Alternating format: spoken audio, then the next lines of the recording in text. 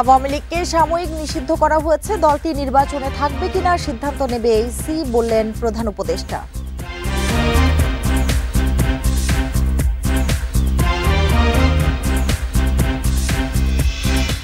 আওয়ামী লীগের ধ্বংস করা রাষ্ট্রীয় প্রতিষ্ঠান সংস্কারের তাগিদ মির্জা ফখরুলের, ভোটে জনপ্রত্যাশা পূরণের আশা।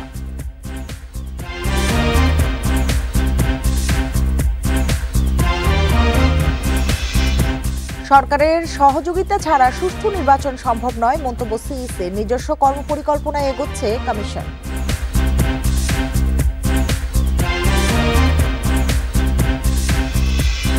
ঢাকা মেডিকেল কলেজের ক্লাস বন্ধ ঘোষণা, কাল দুপুরের মধ্যে আবাসিক হল ছাড়ার নির্দেশ, 5 দাবিতে অনড় শিক্ষার্থীরা।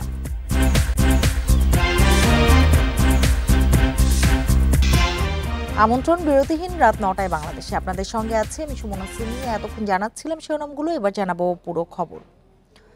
আওয়ামী লীগকে নিষিদ্ধ করা হয়নি, দলটির কার্যক্রম সাময়িক স্থগিত করা হয়েছে। আর দলটি নির্বাচনে থাকবে কিনা সেই সিদ্ধান্ত নেবে নির্বাচন কমিশন। বিবিসিকে দেয়া সাক্ষাৎকারে এসব মন্তব্য করেন প্রধান উপদেষ্টা অধ্যাপক মোহাম্মদ ইউনূস। শনিবার প্রধান উপদেষ্টা সাক্ষাৎকার প্রকাশ করেছে বিবিসি বাংলা। সাক্ষাৎকার নিয়েছেন সাংবাদিক রাজিনী বৈদ্যনাথন। এ সময় শেখ হাসিনাকে ভারত থেকে ফিরিয়ে আনার বিষয়ে জানতে চাইলে অধ্যাপক ইউনূস বলেন, বিচার চলছে, আন্তর্জাতিক পদ্ধতি ব্যবহার করেই তাকে দেশে আনা হবে। এদিকে রোহিঙ্গা সংকট নিয়ে কেন আরও উদ্যোগী হচ্ছেন না এমন প্রশ্নের জবাবে অধ্যাপক ইউনূস বলেন, দেশের অভ্যন্তরীণ সমস্যার সমাধানের চেষ্টা করা হচ্ছে। প্রত্যাবাসন আন্তর্জাতিক সম্প্রদায়ের ভূমিকার উপর নির্ভর করছে।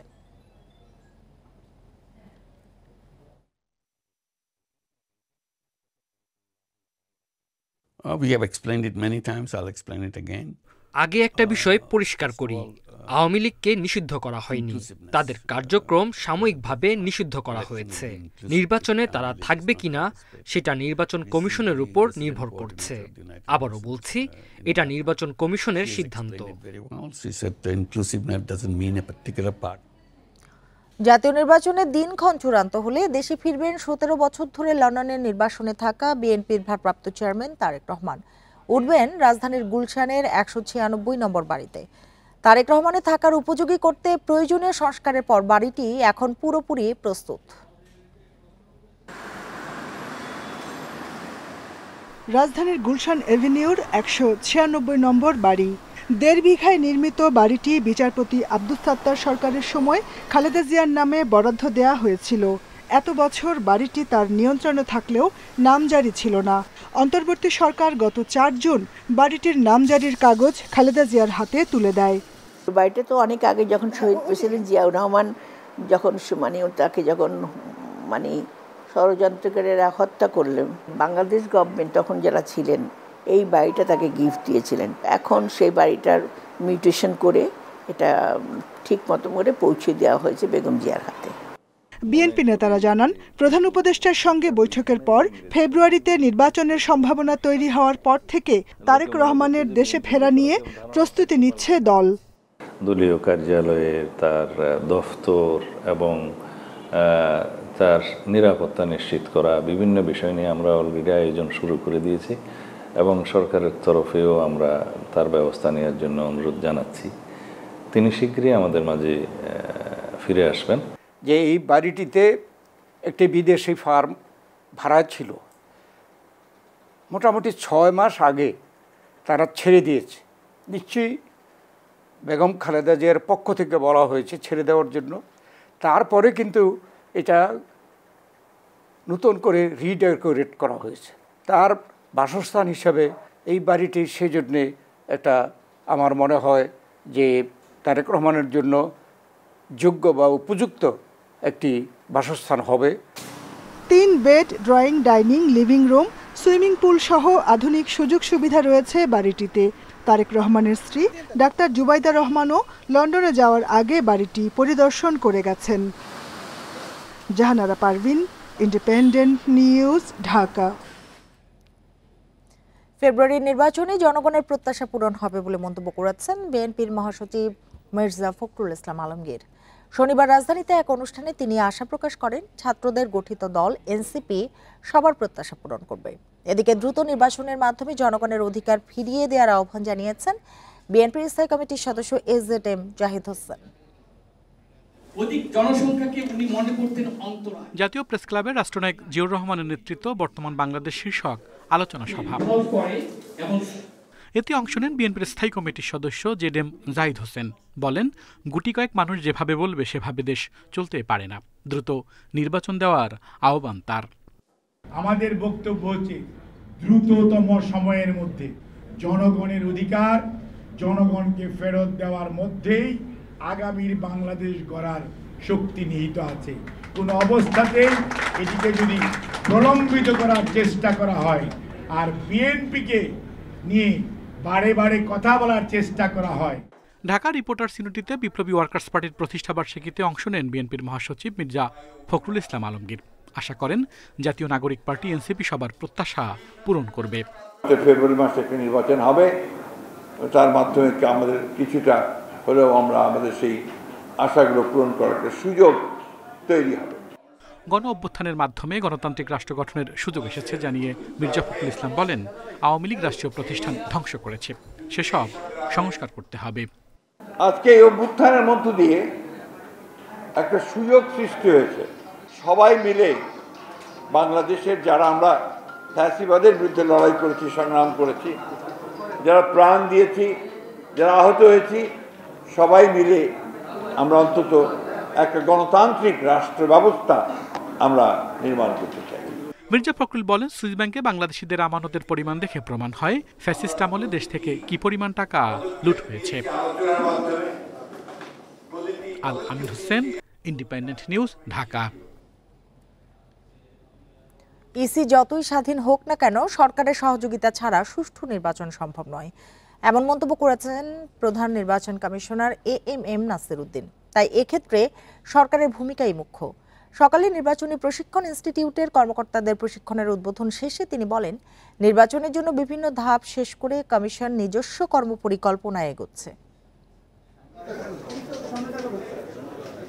জাতীয় নির্বাচন সামনে রেখে সকালে ইসি সচিবালয় ও নির্বাচনী প্রশিক্ষণ ইনস্টিটিউটের কর্মকর্তাদের দুদিনব্যাপী প্রশিক্ষণের উদ্বোধন করেন প্রধান নির্বাচন কমিশনার এএমএম নাসির উদ্দিন।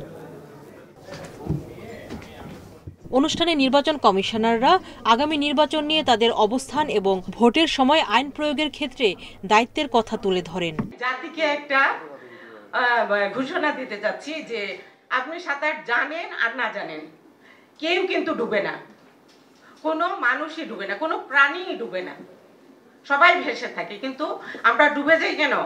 আমাদের নার্ভাসনেস থেকে।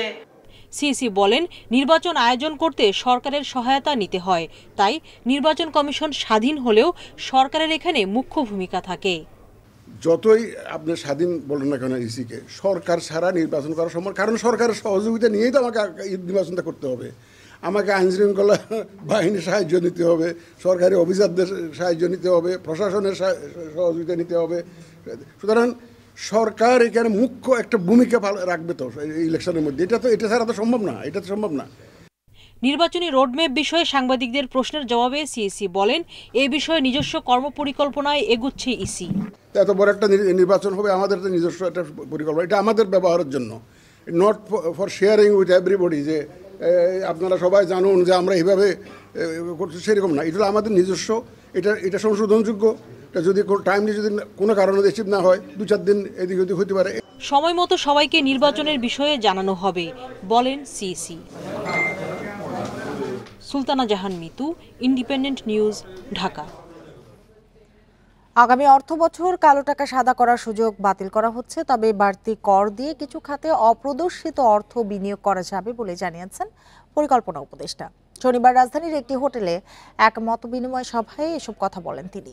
এ সময় গবেষণা সংস্থা র্যাপিড জানায়, আগামী অর্থবছর দেশি বিদেশি ঋণের সুদ পরিশোধেই যাবে রাজস্ব আয়ের প্রায় 40%।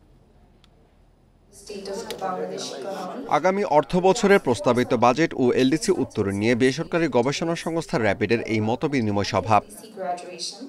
মূল প্রবন্ধ উপস্থাপনের সংস্থার চেয়ারম্যান ডক্টর আব্দুর রাজ্জাক জানান, রাজস্ব আদায়ের প্রায় 33% অর্থ চলে যায় ঋণের সুদ পরিশোধে। আগামী অর্থবছরে এই হার 40%-এর কাছাকাছিও পৌঁছাতে পারে। বলেন, বৈদেশিক ঋণের পুরো অর্থই আবার দেশি বিদেশি ঋণের সুদ পরিশোধে খরচ করা হচ্ছে।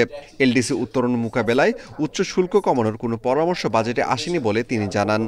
এই অর্থ বছরে শুধুমাত্র ইন্টারেস্ট পেমেন্ট করার জন্য যে লোন সরকার নিচ্ছে তার সুদ দেওয়ার জন্য এনবিআর যে রাজস্ব আদায় করতেছে তার almost 33%, 1/3 of NBR revenue will have to be spent on interest payment. Fiscal 26-এ কত হবে যেটা বাজেট অর্থ উপদেষ্টা দিয়েছেন সেটা তো বলার অপেক্ষা রাখা অনেক অ্যাসাম্পশন এটার মধ্যে আছে, কিন্তু তারপরে আমরা মনে করি অ্যাট লিস্ট আগামী বছর মিনিমাম 30% হবে, এটা 40% পর্যন্ত কিন্তু হতে পারে। বিদেশি বিনিয়োগ কমার পেছনে কাঠামোগত ও অভ্যন্তরীণ পরিবেশগত সমস্যার কথা তুলে ধরেন আলোচকরা। এ সময় শিল্প কারখানায় বিদ্যুৎ ও জ্বালানি সংকটের বিষয় তুলে ধরেন ব্যবসায়ীরা। আমাদের লোকাল যারা ইনভেস্টর তাদেরকে যদি আপনি আস্থার জায়গাতে না নিতে পারেন তাহলে এফডিআই এখন এই বিশ্বায়নের যুগে একটা লোক যখন ইনভেস্ট করতে যায় তখন সে কিন্তু আগে থেকে স্টাডি করে যে ওই দেশে নিজস্ব ইনভেস্টমেন্টগুলো কোথায় আছে। এ সময় এলডিসি উত্তরণের বিকল্প নেই জানিয়ে কিছু চ্যালেঞ্জের কথা তুলে ধরেন পরিকল্পনা উপদেষ্টা। জানান বাজেটে কালো টাকা সাদা করার সুবিধা তুলে দেয়া হবে, রাখা হবে অপ্রদর্শিত অর্থ বিনিয়োগের সুবিধা। কালো টাকা রাখা হয়েছে এবং এটা যে থাকবে এমন তো কোনো কথা নেই, এতই যখন আলোচনা হয়েছে তুলে দেওয়া হবে। অপ্রদর্শিত টাকা আয় হিসাবে দেখিয়ে উচ্চতম যেই করের হার তার সাথে অন্তত আবার 5% যোগ করা উচিত পেনাল্টি, সেরকমভাবে যদি রাখা যায় তাহলে রাখা যেতে পারে। প্রকল্পে দুর্নীতি ও অযাচিত খরচ কমানো গেলে পরিচালন ব্যয় অনেকটা নিয়ন্ত্রণে আনা সম্ভব বলে মনে করেন পরিকল্পনা উপদেষ্টা। আমাদের পরিকল্পনার আরেকটা আমিরুল ইসলাম, ইন্ডিপেন্ডেন্ট নিউজ, ঢাকা। সরকারি বিভিন্ন মন্ত্রণালয় ও সংস্থার মধ্যে সমন্বয়ের অভাবে দেশ পিছিয়ে পড়ছে বলে মন্তব্য করেছেন নৌপরিবহন উপদেষ্টা অবসরপ্রাপ্ত ব্রিগেডিয়ার এম সাখাওয়াত হোসেন। তিনি বলেন, মন্ত্রণালয়গুলো নিজেদের মতো করে কাজ করে যাচ্ছে। বিজয় সরণিতে সামরিক জাদুঘরে বিশ্ব হাইড্রোগ্রাফি দিবস উপলক্ষে আয়োজিত অনুষ্ঠানে উপদেষ্টা বলেন, একটি প্রতিষ্ঠান রাস্তা মেরামত করে, কিছুদিন পরই আরেক সংস্থা এসে তা কেটে ফেলে। এতে জনদুর্ভোগ বাড়ে, রাষ্ট্রীয় সম্পদের অপচয় হয়। হাইড্রোগ্রাফি দিবস নিয়ে নৌপরিবহন উপদেষ্টা বলেন, এ বিভাগ শুধু সামরিক ও নৌ নিরাপত্তা নয়, বরং সমুদ্র বন্দর উন্নয়ন, মৎস্য সম্পদ সংরক্ষণ, তেল ও গ্যাস অনুসন্ধান এবং উপকূলীয় দুর্ভোগ ব্যবস্থাপনায় গুরুত্বপূর্ণ ভূমিকা রাখতে পারে। হাইড্রোগ্রাফিকে সমুদ্র সম্পদ ব্যবহারের রূপরেখা হিসেবে অভিহিত করেন তিনি।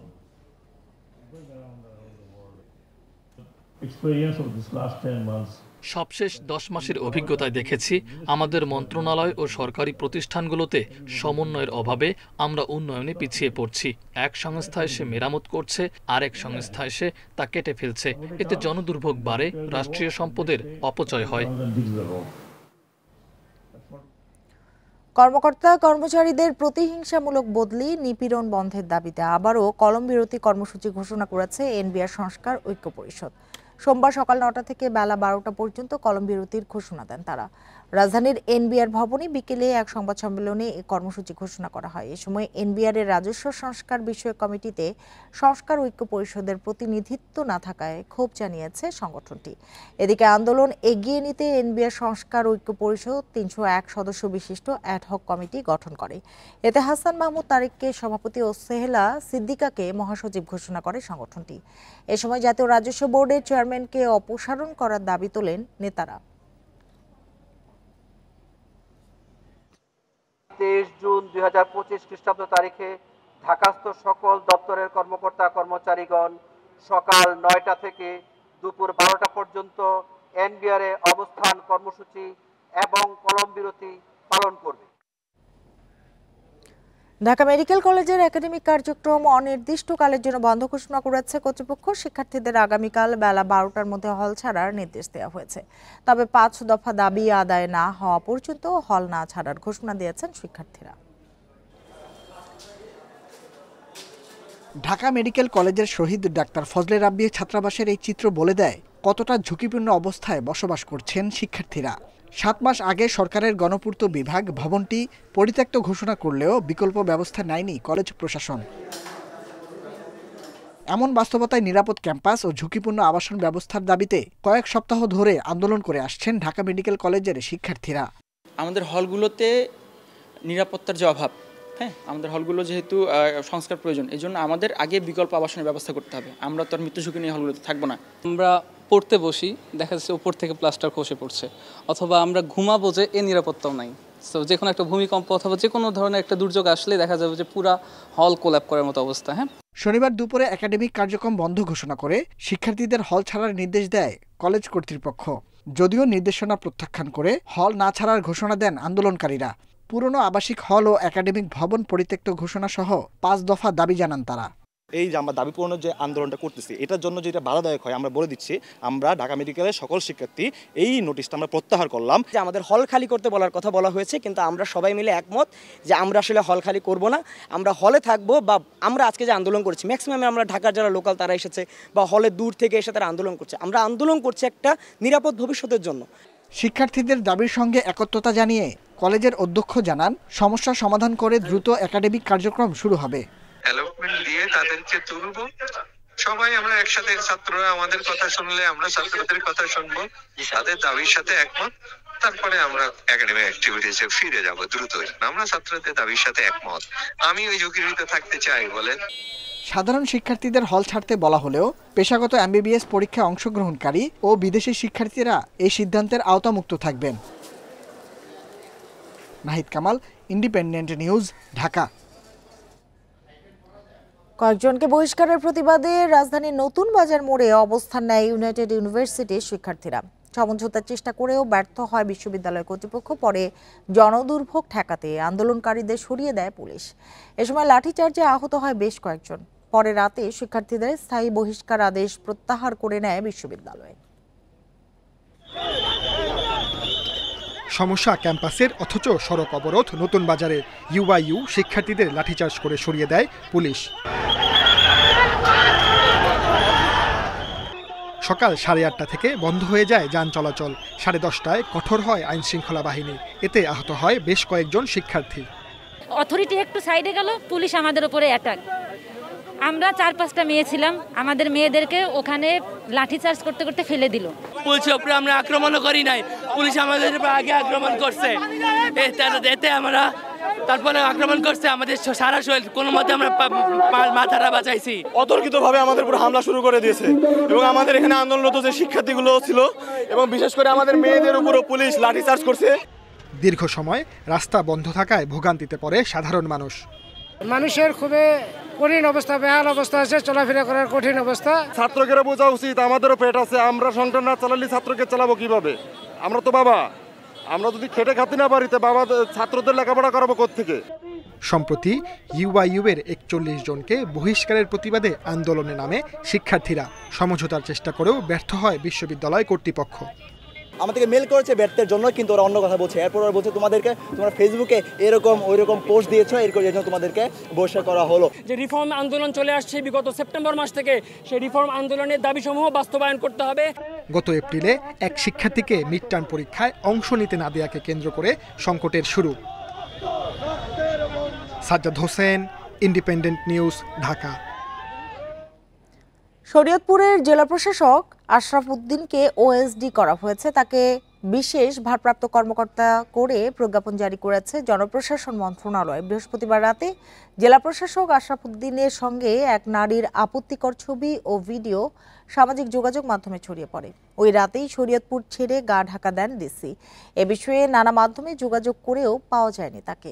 এদিকে ওই নারীর দাবি সম্পর্কে তারা দুজন আত্মীয়। ব্ল্যাকমেইলের শিকার হয়েছেন তিনি। আর এতক্ষণ সাথে থাকার জন্য ধন্যবাদ সবাইকে।